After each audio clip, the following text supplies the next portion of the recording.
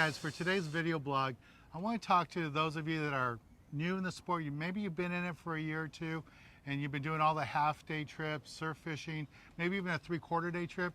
Now you want to graduate to going offshore, looking for tuna, dorado, yellowtail. Maybe you're thinking about making that first trip out of San Diego. Lots of great fleets down here. One of the ones that we use all the time is H&M Landing, and one of the boats we go on a lot is the Chief, Captain Chris Randall. Chris, can you tell our viewers a little bit for that person that's making that step up? Sure. What should they bring with them? Well, there's quite a few things, so we'll try and keep this simple, but you want a variety of rods with pound test line, fresh line on the rods. If it's been in the garage for a year, that line's 50% of what it is, you're gonna lose fish. A well-stocked tackle box would mean sinkers, different types of jigs, a variety of hooks. A pair of dikes is very important. A lot of guys can't get their hook out of their fish, and if it's really busy, the crew's going as fast as they can. We do the best we can, but we do get overwhelmed. You can unhook your own fish this way and get back in the game. That's two of the things you need. Multi-layered clothing is a good idea because it might be cold at night, and like today, it's really warm and sunny. So you're gonna want a variety of that: sunblock, sunglasses, toiletry bag. These are all things you're going to use during the trip. One thing I see more often than not, we rinse down the deck quite a bit because we have to keep it clean because it gets too slippery. Guys wearing tennis shoes. The tennis shoes that are wet don't have very good traction, number one. Number two, your socks get wet and you have soaked feet the entire trip. Even if you brought a couple pairs of socks extra, you're still the shoes are just not gonna dry out. So I recommend a cheap pair of boots. It doesn't have to be a quality top of the line.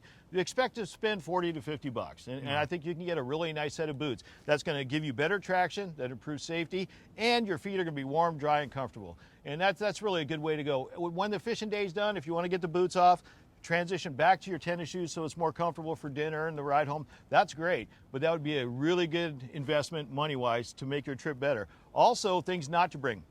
We have full bunk rooms with blankets. The pillowcases are changed every trip. It's all fresh linen.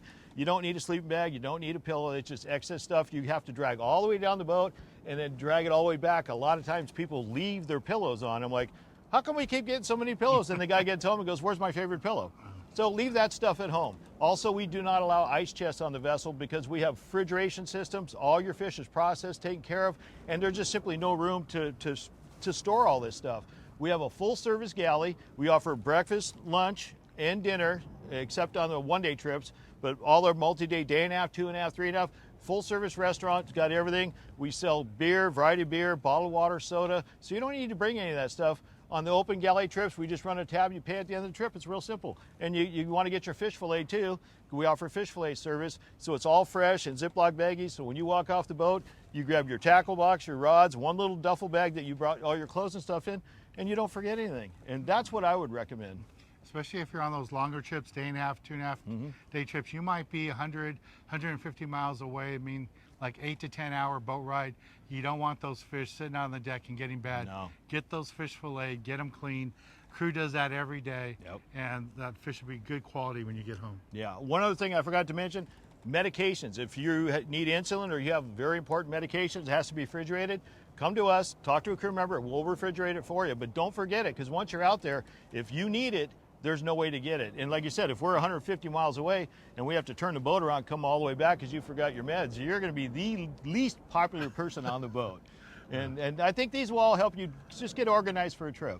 It's real simple stuff. Yeah. You can go to our website. We have a checklist right there for different trips that give you some of the gear. But the ice chest thing is very important. See people all the time bring an ice chest down and then they have to go back to their car. Sometimes the boats leave late because people do it last minute. So you want to get down here early before your trip departs. And lots of times you're going to be fishing in Mexico out of San Diego. So either have your own Mexican fishing license or get here in enough time so the crew can get you a one-day license or a full year license, if that's what you want. And a valid ID, either a driver's license for whatever state you're from, that's going to be necessary if you're fishing Mexico, or a passport works too. But don't forget your ID, because legally to fish in Mexico, if you don't have ID, I'm not supposed to take you. Yeah, but you do not need to have a passport, U.S. passport, to go fish in Mexico, because you're never going to get off the vessel. Yeah. You're going to be on the vessel at all times. Yep. All right, well, thanks, Chris. Those good tips.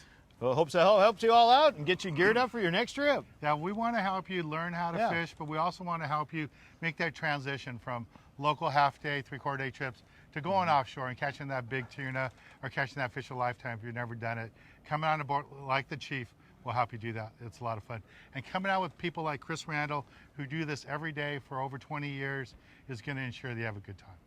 Well, thanks for watching today's video blog, and I'll talk to you again real soon.